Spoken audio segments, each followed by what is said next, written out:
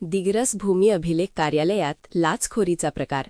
2 शासकीय अधिकाऱ्यांना 5,000 रुपयांची लाच घेताना एसीबीने रंगेहात पकडले.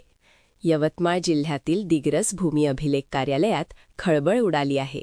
उपअधीक्षक सखाराम नरसिंग पवार वय 49 आणि नजूल परिरक्षण भूमापक आशिष काशीनाथ शेलोकर वय 47 यांना मालमत्तेच्या फेरफार प्रकरणात 5,000 रुपयांची लाच स्वीकारताना लाचलुचपत प्रतिबंधक विभाग एसीबी यवतमाळ यांनी मंगळवारी 3 फेब्रुवारी 2026 रोजी रंगेहात पकडले.